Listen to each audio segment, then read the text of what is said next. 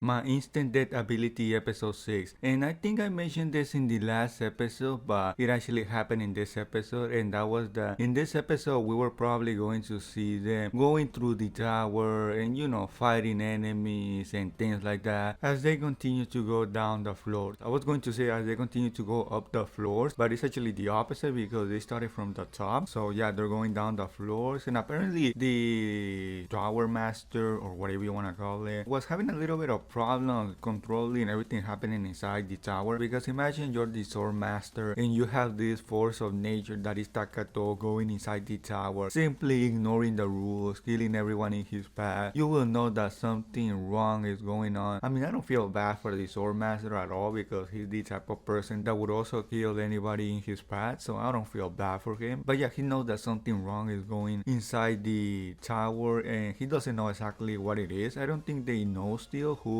is the one causing all the trouble, because of course Takatou is just inside chilling, not really caring about the test or whatever. And I have the funny feeling that after all of this is over, I think it is Takatou and Dannoura the ones that will become the sword master, even though that wasn't their plan at all, which I find kind of funny because they went through this whole ordeal, this tower, this trial, killing enemies, meeting new people, even though they were just trying to get to the capital, and they're going to, after all of this, become something really big, which is the sword master. And even more funnier is that all of this is happening because they want to protect themselves from the dark god. And when I say themselves, I don't mean Dannoura and Takatou, I mean the other people. This whole tower and this whole trial is basically just to make the new sword master strong enough in order to possibly defend from the returning of the dark god and things like that. But we saw at the end of the last episode and at the beginning of this episode that, I mean, that is not really necessary anymore, because it is implied that Takatou killed the dark god. So you can add another funny layer to that, because not only he's doing that even though he doesn't want to do that, but he's doing that for something that is not really necessary. So I mean, all of this in reality is just a waste of time for Takatou, because I mean, he doesn't want to do it, there's no reason to do it, he's almost forced to do it. So yeah, all of that is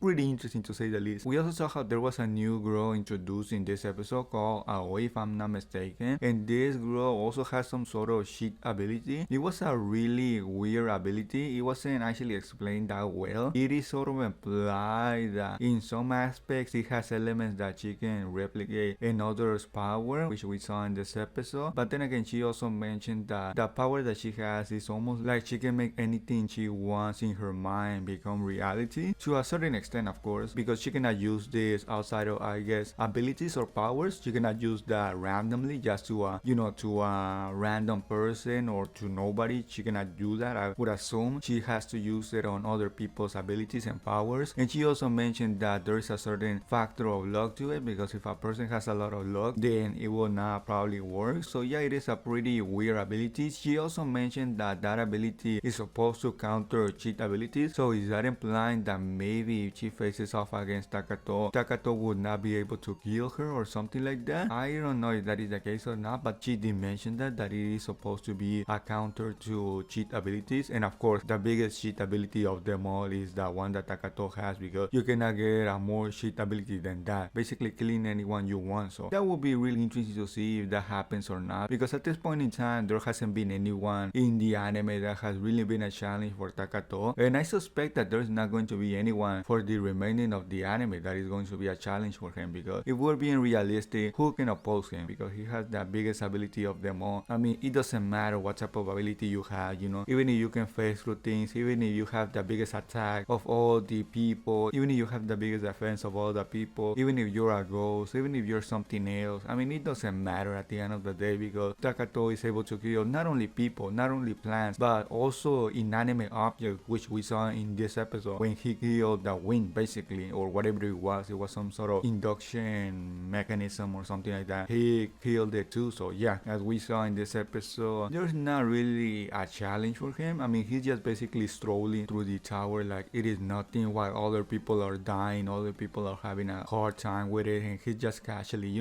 kind of walking there. So yeah, in that aspect, maybe if it was a first or second episode, I would be a little bit surprised to see that happening. But again, at this point in time, I don't think not only me, but anyone watching this anime is surprised to see the things that are happening in this episode. There was also a pretty interesting scene in the middle of the episode where we saw Takatou blushing, killing. This is a surprise for me. Maybe not so much for other people, but it is for me because I thought Takatou was that type of person that is not really into romance or anything like that. But apparently not. Apparently he can actually be swayed into, having romance feelings, love feelings, whatever you want to call it. When he was talking to Dannoura, when Dannoura said that, well, she was prepared because she thinks that any time Takatou is killing somebody, well, she's also killing somebody. And that is actually a really, interesting way of thinking. I didn't think Dannoura thought that way. I thought she maybe was prepared for it, but thought that, well, it was not her fault. After all, it is Takatou the one that is killing everyone. So yeah, it is pretty interesting to see that she thinks that way about, the whole killing people. And yeah, Takatou was actually surprised by this and kind of amazed by this. And yeah, we see him blushing because he thinks that perhaps Dannoura is not a bad person, that she's an understandable person, that she, is a person that he can relate with. So yeah, it is pretty surprising, at least to me, to see that happen in the anime. Maybe that could indicate that maybe they will end up together at the end of the anime. Although this anime, again, is not about romance, so I don't know if that will happen. But yeah, that was pretty much everything that happened in the episode. As always, a pretty wild episode. And if you don't want to miss any episode reviews of the anime, please subscribe to the channel. Also, if you enjoyed the video, please give it a thumbs up. And yeah, that will be everything by me. And I guess I'll see you all in the next episode review.